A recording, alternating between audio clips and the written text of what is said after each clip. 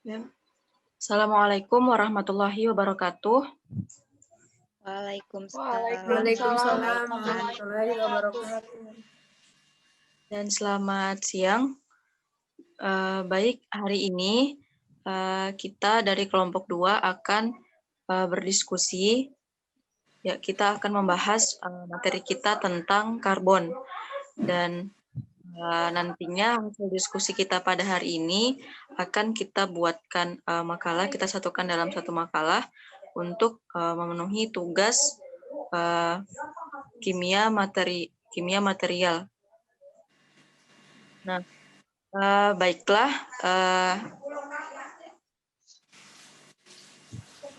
kami akan memulai diskusi kita pada hari ini. Yang pertama itu pembahasan tentang biocarcoal. Nah, adapun pengertian dari biocarcoal yaitu, ya biocarcoal adalah arang hasil pembakaran tanpa oksigen atau dengan kadar oksigen yang rendah, yaitu pada kadar kurang dari 700 derajat Celcius. Nah, dalam pengertian lain, biocarcoal juga diartikan sebagai materi padat yang terbentuk dari karbonisasi biomasa. Nah, biomasa sendiri dikenal sebagai bahan-bahan organik yang berasal dari jasad hidup, baik hewan maupun tumbuhan. Nah, biocarcoal itu biasa juga disebut sebagai arang aktif. Nah, biocarcoal itu adalah bahan padat yang kaya akan karbon. Nah, biocarcoal memiliki karakteristik sebagai material berpori dengan berbagai fungsi pada permukaan, tergantung pada bahan baku dan kondisi preparasinya.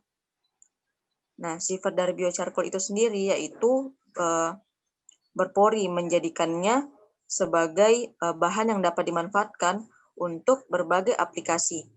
Nah, antara lain sebagai adsorben, campuran pupuk untuk meningkatkan kesuburan tanah, dan juga meningkatkan proses pengomposan serta untuk katalis. Nah, biocarcoal ini bersifat persistensi dalam tanah karena mengandung karbon yang tinggi. Jadi lebih dari 50% dan tidak mengalami pelapukan lanjut, sehingga biocarcoal ini cenderung stabil sampai puluhan tahun di dalam tanah. Nah, adapun sifat afinitas biocarcoal yaitu terletak pada permukaan yang luas dan mengandung banyak pori, sehingga memiliki densitas yang tinggi. Nah, sifat fisik demikian itu memungkinkan biocarcoal memiliki kemampuan untuk mengikat air dan pupuk yang cukup tinggi. Nah, biocarcoal ini juga dapat meningkatkan kandungan nitrogen di dalam tanah karena memiliki kapasitas tukar kation atau KTK yang tinggi.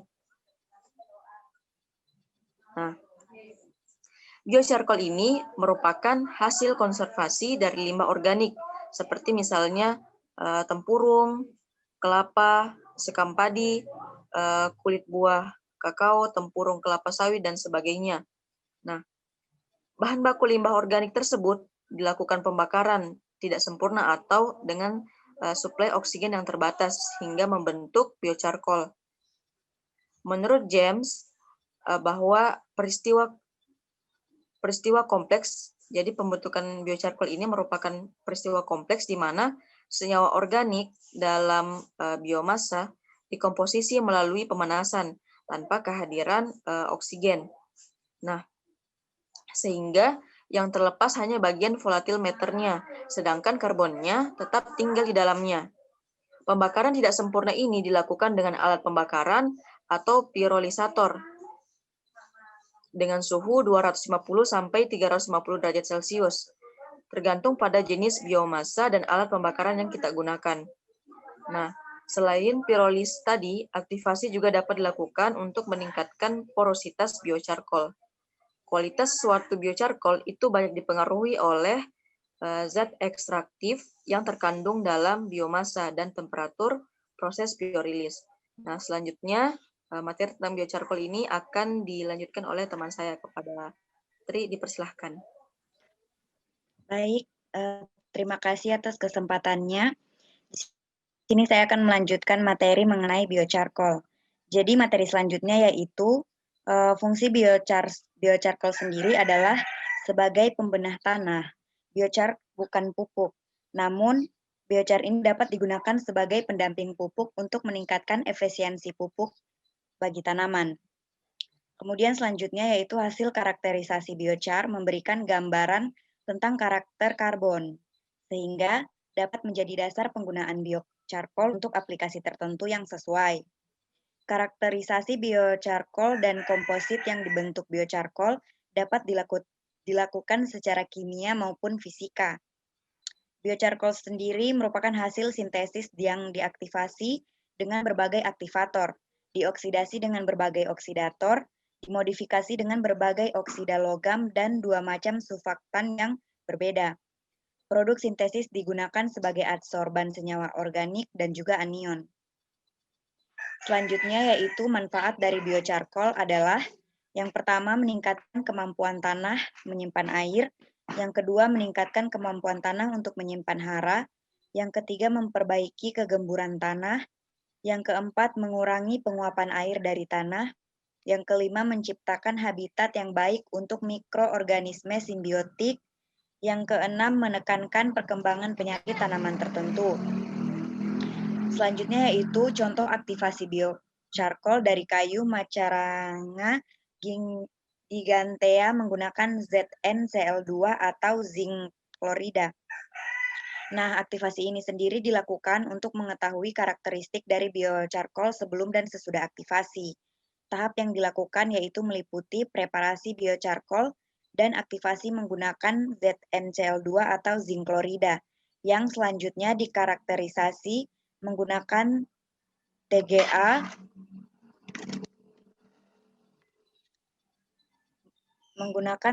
atau thermogravimetric analysis, FTIR atau Fourier transform infrared spectroscopy, dan juga menggunakan SEM atau structural equation modeling. Hasil dari analisis TGA ini menunjukkan bahwa kadar abu biocarcoal sesudah aktivasi lebih besar dibandingkan dengan biocarcoal sebelum aktivasi. Kadar zat terbang biocarcoal sebelum aktivasi lebih besar dibandingkan biocarcoal sebelum aktivasi. Dan juga kadar karbon terikat itu sesudah aktivasi lebih besar dibandingkan biocarcoal sebelum aktivasi. Nah, analisis FTIR biochar ini sebelum aktivasi menunjukkan adanya gugus OH, gugus CH, dan juga CO serta CN. Sedangkan biocarcoal sesudah aktivasi menunjukkan adanya gugus karbon dan juga karbon monoksida. Analisis SM menunjukkan adanya perbedaan morfologi biocarcoal sebelum aktivasi dengan sesudah aktivasi. Itulah tadi materi mengenai biocarcoal. Selanjutnya saya serahkan kepada teman-teman yang akan membawakan materi selanjutnya.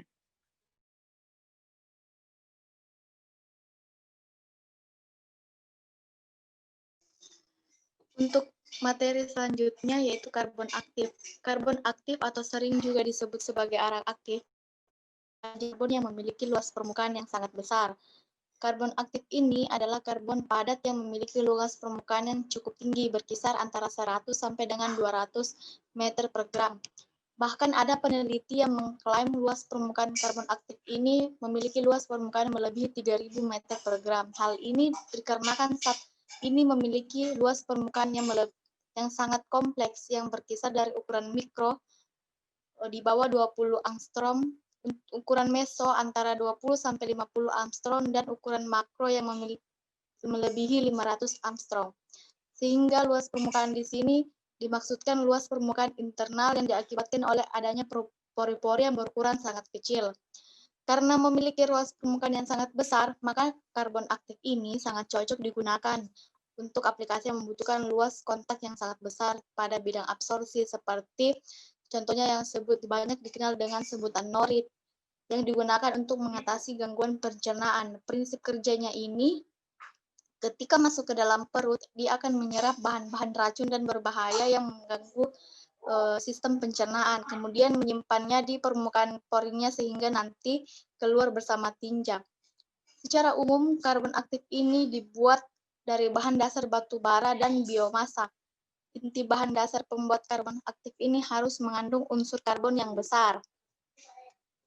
Untuk jenis-jenis karbon aktif sendiri ini dibagi menjadi dua. Yang pertama berdasarkan bentuknya dibagi menjadi 4 golongan, yaitu yang pertama karbon aktif serbuk, yaitu berbentuk serbuk dengan ukuran partikel kurang dari 0,8 mm. Yang kedua karbon aktif granular, memiliki partikel yang tidak rata dengan ukuran 0,2 sampai 5,0 mm. Yang ketiga karbon aktif pelet, yang berbentuk silinder dengan ukuran diameter 0,8 sampai 5,0 mm. Yang keempat itu karbon aktif yang terlapisi polimer. Karbon aktif yang terlapisi polimer ini merupakan pori-pori karbon yang dilapisi dengan biopolimer untuk menghasilkan permukaan halus dan permeabel yang tidak menutupi porinya.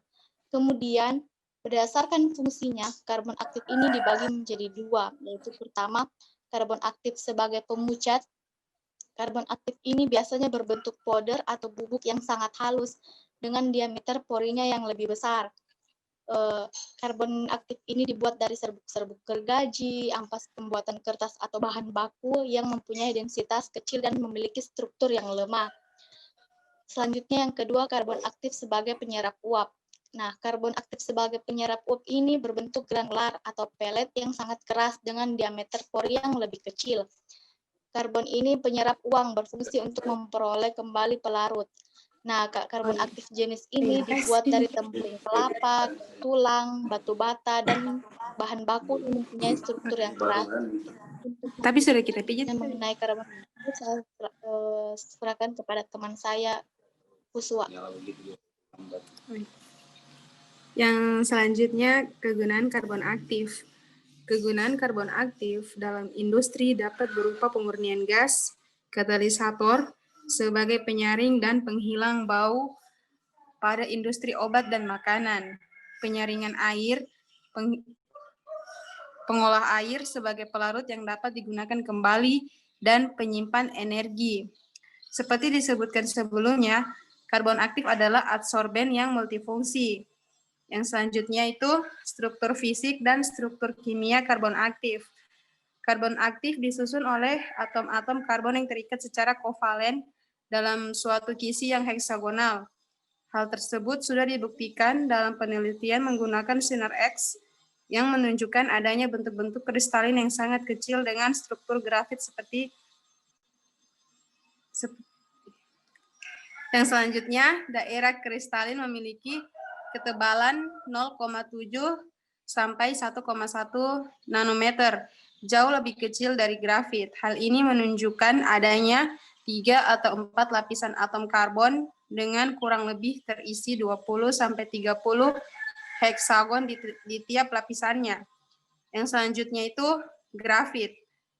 Grafit adalah suatu modifikasi dari karbon dengan sifat yang mirip logam. Di samping tidak cukup padat, grafit tidak terdapat dalam jumlah banyak di alam. Oleh karena itu, untuk keperluan peralatan teknik serta pembuatan elektroda, grafit harus dibuat secara sintetik. Yang selanjutnya, arang.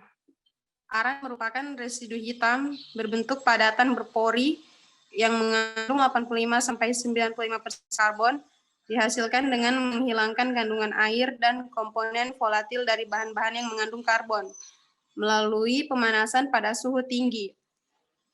Arang merupakan produk setengah jadi dalam pembuatan arang aktif dan kualitas arang aktif yang dihasilkan. Di antaranya dipengaruhi oleh kesempurnaan proses pengarangan. Proses pengarangan itu ada 4 tahap. Yang pertama, pada suhu 100 sampai 120 derajat Celcius terjadi penguapan air, dan sampai suhu 270 derajat Celcius mulai terjadi penguapan selulosa. Yang kedua, pada suhu 270 sampai 310 derajat Celcius, reaksi eksotermik berlangsung, terjadi penguraian selulosa secara intensif menjadi larutan pirolignat, gas, kayu, dan sedikit ter. Yang ketiga, pada suhu 310 sampai 510 derajat Celcius terjadi penguraian lignin, dihasilkan lebih banyak ter, sedangkan larutan pirolignat menurun dan produksi gas CO2 menurun, sedangkan gas CO, CH4, dan H2 meningkat.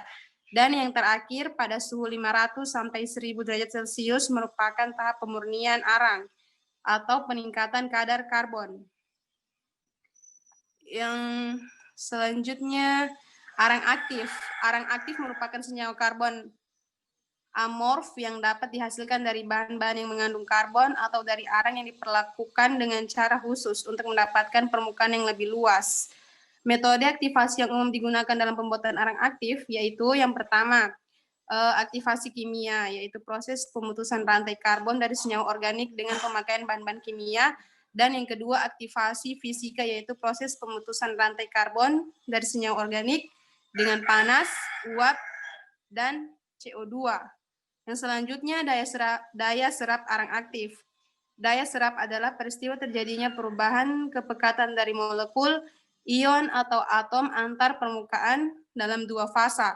Hal ini terjadi bila dua fasa saling bertemu, sehingga di antara kedua fasa tersebut terbentuk daerah antar muka yang sifatnya berbeda dengan fasa ruang kedua fasa tersebut. Yang selanjutnya, sumber arang aktif. Sumber arang aktif itu di Indonesia bahan bakunya untuk membuat arang aktif sebagian besar menggunakan tempurung kelapa dan kayu. Bahan baku yang berasal dari hewan, tumbuh-tumbuhan, limbah, ataupun mineral yang mengandung karbon dapat dibuat menjadi arang aktif, antara lain tulang, kayu lunak, sekam, tongkol, jagung, tempurung kelapa, sabut kelapa, ampas penggilingan tebu, dan lain sebagainya. Yang selanjutnya akan dijelaskan oleh teman saya, Rukmini.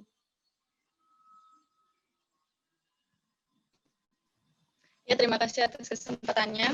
Di sini saya akan menjelaskan tentang pembuatan karbon aktif. Jadi pembuatan karbon aktif itu terdiri atas 3 proses yang saling berkelanjutan. Yang pertama yaitu pemilihan bahan dasar, yang kedua karbonisasi, yang ketiga aktivasi. Pemilihan bahan dasar, karbon aktif bisa dibuat dari berbagai macam bahan, selama bahan tersebut mengandung unsur karbon. Pemilihan bahan dasar untuk dijadikan karbon aktif harus memenuhi beberapa kriteria, yaitu unsur anorganik yang rendah, ketersediaan bahan yang tidak mahal dan mudah didapat, memiliki daya tahan yang baik dan mudah untuk diaktifasi. Kemudian yang kedua, karbonisasi. Karbonisasi yaitu pengerangan atau adalah suatu proses pemanasan pada suhu tertentu dari bahan organik yang dengan jumlah oksigen sangat terbatas. Biasanya dilakukan dalam tanur. Tujuan karbonisasi adalah untuk menghilangkan zat-zat yang mudah menguap atau volatile matter yang terkandung pada bahan dasar. Proses ini menyebabkan terjadinya penguraian senyawa organik yang menyusun struktur bahan, membentuk air, uap, asam asetat, tartar, dan hidrokarbon. Material padat yang tinggal setelah karbonisasi adalah karbon yang terbentuk dalam bentuk arang dengan pore yang sempit. Pada saat karbonisasi terjadi beberapa tahap yang meliputi penghilangan air atau dehidrasi, penguapan selulosa, penguapan lignin, dan pemurnian karbon. Pada suhu pemanasan sampai 400 derajat terjadi penghilangan air, kemudian penguapan selulosa dan penguapan lignin. Sedangkan untuk proses pemurnian karbon, pemurnian karbon terjadi pada suhu 500 sampai 800 derajat Celcius. Kemudian yang terakhir aktivasi. Aktivasi adalah bagian dalam proses pembuatan karbon aktif yang bertujuan untuk membuka, menambah, atau mengembangkan volume pori dan memperbesar diameter pori yang telah terbentuk pada proses karbonisasi. Melalui proses aktivasi, karbon aktif akan memiliki daya absorpsi yang lebih meningkat karena karbon aktif karbonisasi biasanya masih mengandung zat yang masih menutupi pori-pori permukaan karbon aktif. Kemudian berdasarkan proses pembuatan arang aktif dibagi menjadi 2, yaitu proses kimia dan proses fisika. Proses kimia, bahan baku dicampur dengan bahan-bahan kimia tertentu, kemudian dibuat. Selanjutnya dibentuk menjadi batangan dan dikeringkan serta dipotong-potong. Aktivasi dilakukan pada temperatur 100 derajat Celcius.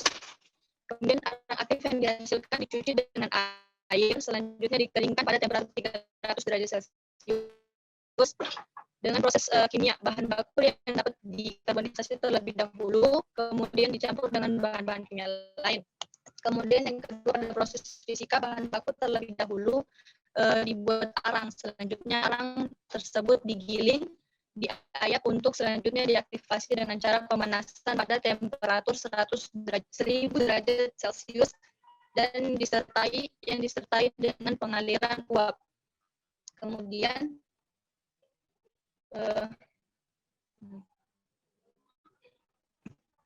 langkah-langkah pembuatan arang aktif. Yang pertama yaitu pembuatan arang aktif menggunakan tempurung. Yang pertama yaitu membersihkan tempurung kelapa dari bahan-bahan lain seperti dari tanah dan kerikil, kemudian dikeringkan di bawah sinar matahari. Kemudian dilanjutkan dengan membakar tempurung pada suhu selama 5-7 jam. Kemudian arang hasil pembakaran direndam pada bahan kimia CaCl2 dan ZnCl2 dengan kadar 25% selama 15 sampai 20 jam untuk menjadi arang aktif. Kemudian selanjutnya dilakukan dengan pencucian dengan air suling atau air bersih hingga kotoran atau bahan ikatan dapat dipisahkan sebanyak 6 kali. Kemudian dihamparkan pada rak dengan suhu kamar untuk ditiriskan dan dikeringkan dalam oven pada suhu 110 sampai 800 derajat Celcius selama 3 jam. Kemudian yang kelima, arang aktif selanjutnya ditumbuk sehingga mencapai ukuran sebesar gula pasir atau dibuat ukuran serupa potongan dengan ukuran yang kira-kira 1,1 cm². Terima kasih. Selanjutnya dilanjutkan oleh teman saya.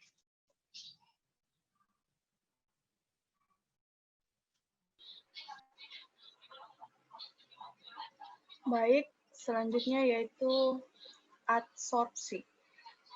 Seperti diketahui, absorpsi adalah suatu proses yang terjadi ketika suatu fluida, cairan maupun gas terikat kepada suatu padatan atau cairan dan akhirnya membentuk suatu lapisan tipis atau film pada permukaannya. Berbeda dengan absorpsi yang merupakan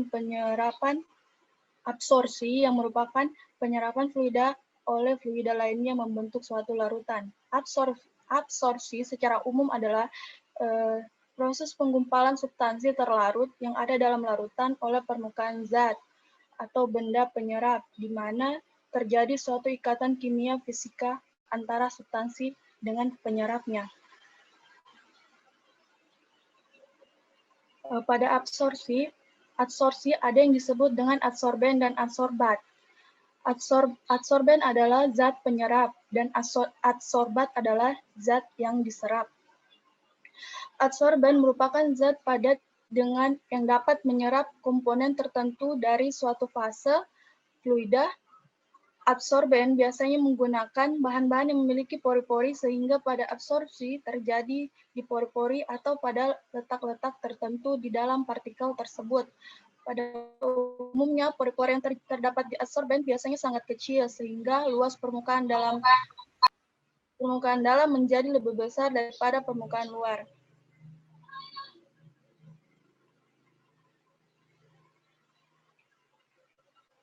Selanjutnya itu mekanisme adsorpsi.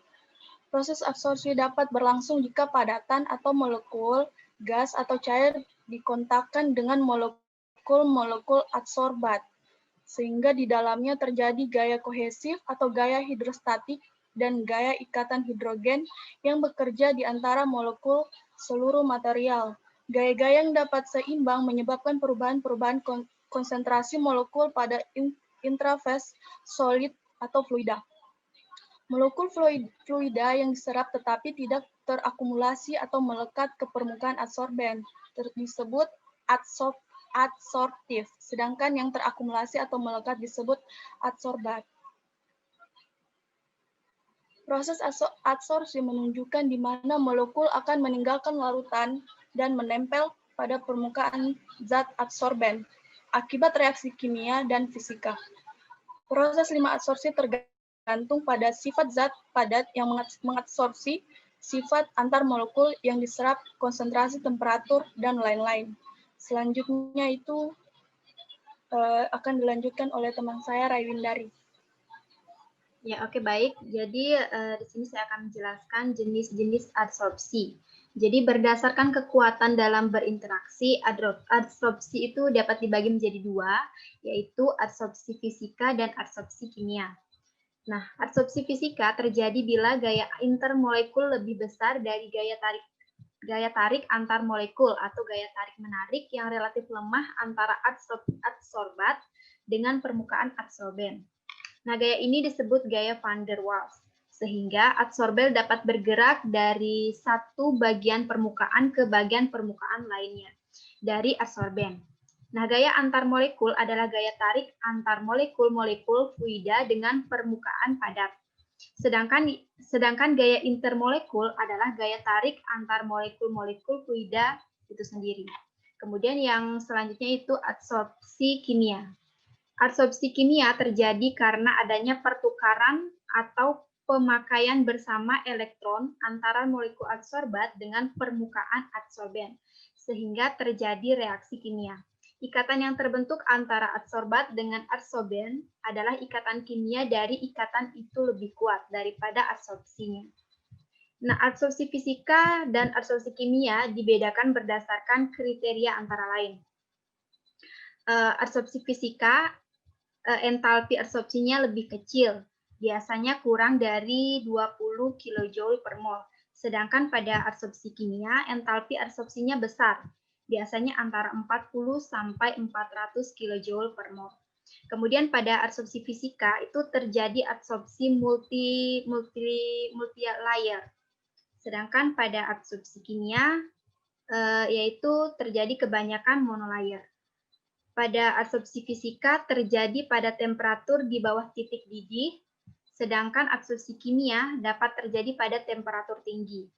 Nah, pada adsorpsi fisika tidak melibatkan energi aktivasi, sedangkan pada adsorpsi kimia, proses adsorpsi terjadi bila sistem mempunyai energi aktivasi. Kemudian selanjutnya faktor yang mempengaruhi proses adsorpsi. Dalam proses adsorpsi, banyak faktor yang dapat mempengaruhi laju proses adsorpsi dan banyak adsorbat yang dapat dijerat.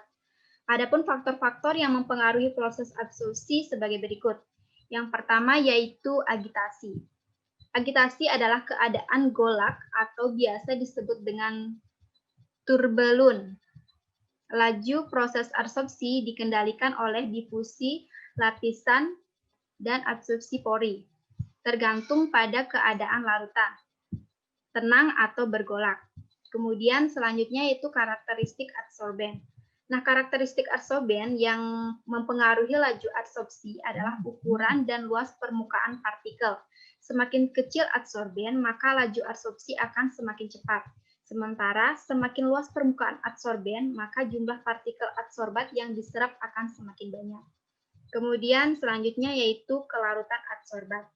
Nah, proses adsorpsi terjadi saat adsorbat terpisah dari larutan dan menempel di permukaan adsorben. Partikel adsorbat yang terlarut memiliki aktivitas yang kuat, tetapi ada pengecualian. Beberapa senyawa yang sedikit larut sulit untuk diserap, sedangkan ada beberapa senyawa yang sangat larut namun mudah untuk diserap. Yang berikutnya yaitu ukuran pori adsorben. Nah, ukuran pori merupakan salah satu faktor penting dalam proses adsorpsi, karena senyawa adsorbat harus masuk ke dalam pori adsorben. Proses adsorpsi akan lancar apabila ukuran pori dan adsorben cukup besar untuk dapat memasukkan adsorbat ke dalam pori-pori adsorben. Kebanyakan air limbah mengandung berbagai ukuran partikel adsorbat. Keadaan ini dapat merugikan, karena partikel yang lebih besar atau menghalangi partikel kecil untuk dapat masuk ke dalam pori-pori adsorben. Akan tetapi, gerakan konstan dari partikel adsorbat dapat mencegah terjadinya penyumbatan. Gerakan partikel kecil yang cepat membuat partikel adsorbat lebih kecil atau terdifusi lebih cepat ke dalam pori-pori. Kemudian yang selanjutnya itu pH. pH memiliki pengaruh yang besar terhadap tingkat pori adsorpsi. Disebabkan ion hidrogen dapat menyerap dengan kuat. Selain itu, pH juga dapat mempengaruhi ionisasi, Senyawa organik asam lebih mudah diabsorpsi pada suasana pH rendah. Sedangkan senyawa organik basa itu lebih mudah diabsorpsi pada suasana pH tinggi. Nilai optimum pH biasa ditentukan dengan melakukan pengujian di laboratorium. Kemudian yang berikutnya temperatur. Temperatur dapat mempengaruhi laju absorpsi. Laju absorpsi akan meningkat dengan meningkatnya temperatur.